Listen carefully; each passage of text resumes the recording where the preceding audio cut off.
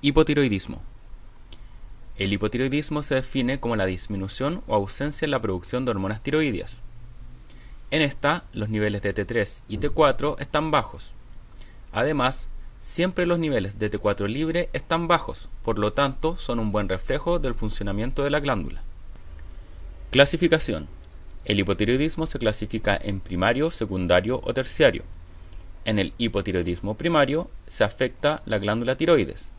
Este es el caso de la tiroiditis de Hashimoto, cuando hay tratamientos con radioyodo, en el caso de cirugías de la tiroide, trastornos autoinmunes y el uso de ciertas drogas.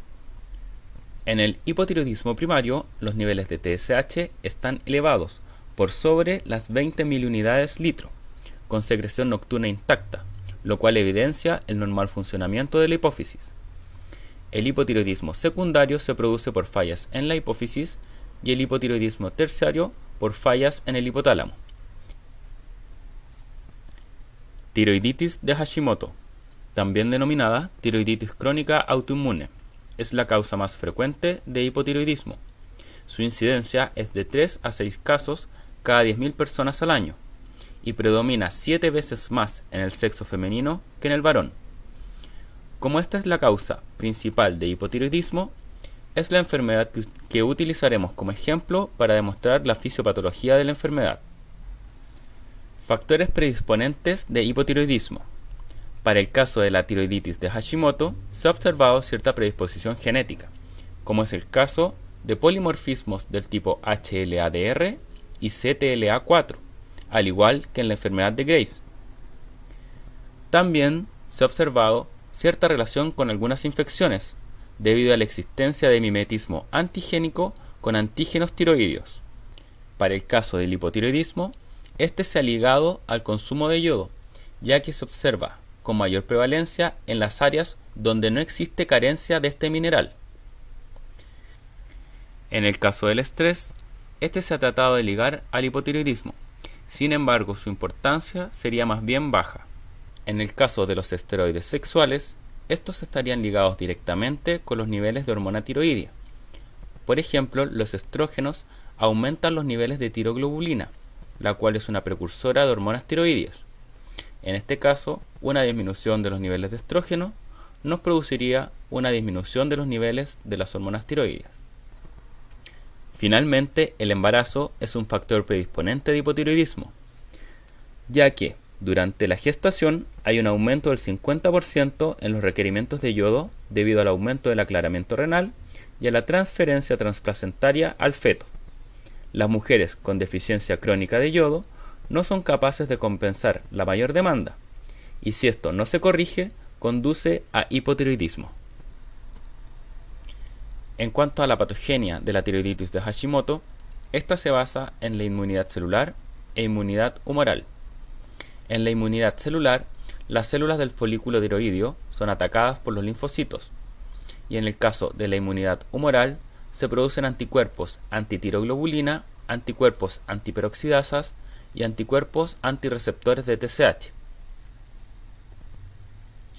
La tiroiditis de Hashimoto inicia por una agresión inflamatoria de tipo inespecífica, generalmente gatillada por factores ambientales.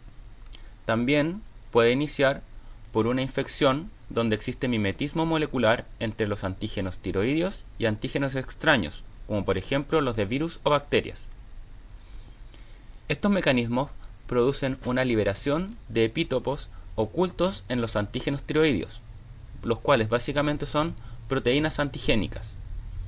Junto con la liberación de estos epítopos, se produce una infiltración de macrófagos y células dendríticas hacia la tiroides, las cuales actúan principalmente como células presentadoras de antígeno. Finalmente, estas células presentadoras de antígenos irán hacia los linfonódulos, donde gatillarán una respuesta inmune que finaliza con la infiltración de la glándula tiroides por macrófagos, linfocitos T y linfocitos B. Luego, al producirse una alteración en la selección de los linfocitos en el timo, una alteración de la eliminación de los linfocitos autorreactivos y al disminuir la actividad inhibidora de los linfocitos T reguladores, se gatillaría la lesión autoinmune en la tiroides. Son los linfocitos T, CD4, los que inician la cascada de eventos que finaliza con la destrucción de la glándula tiroides. Estos liberan citoquinas, como el factor de necrosis tumoral beta, interleuquina 2 e interferón gamma, los cuales producen una expresión de antígenos complejo mayor de histocompatibilidad tipo 2 en los tirocitos. Además, producen proliferación dentro de la glándula tiroides de linfocitos T, CD4 y CD8, proliferación de macrófagos y células dendríticas y proliferación de linfocitos B y de células plasmáticas. Al producirse expresión de antígenos contra el complejo mayor de histocompatibilidad tipo 2, se producen linfocitos autorreactivos citotóxicos, los cuales liberan granicime, que es una mezcla de proteasas y perforinas. Estas, a su vez, producen apoptosis en las células que presentan este tipo de antígenos. Por otro lado, los linfocitos autorreactivos del tipo CD8 liberan perforina, la cual induce necrosis por daño citotóxico de los tirocitos. Además, los linfocitos CD8 liberan granicina B, la cual induce la apoptosis de los tirocitos. Finalmente, las células plasmáticas son las encargadas de producir anticuerpos antirreceptores de TSH, del tipo bloqueador. Estos anticuerpos lo que realizan es bloquear el receptor de TSH, produciendo así una disminución en la producción de hormonas tiroideas, generando hipotiroidismo. Las células plasmáticas también producen anticuerpos antiperoxidasas. Estos forman inmunocomplejos en la membrana basal, y los tirocitos responden a esto con una liberación de citoquinas que activa una mayor cantidad de linfocitos. Es así como todos estos factores se conjugan para producir hipotiroidismo en la tiroiditis de Hashimoto. En cuanto a la clínica de la tiroiditis de Hashimoto, estos pacientes desarrollan bocio indoloro, difuso o nodular, e irán progresando lentamente tanto a medio como largo plazo hacia un hipotiroidismo, donde las características clínicas más relevantes son las cardiovasculares, donde se observa bradicardia, vasoconstricción, insuficiencia cardíaca y electrocardiogramas alterados. También hay signos neurológicos como astenia, pasividad, lentitud, bradipsiquia, cefalea y mala memoria. En cuanto a lo metabólico, se observa alza de peso, intolerancia al frío, caída de pelo, sudor escaso y colesterol alto.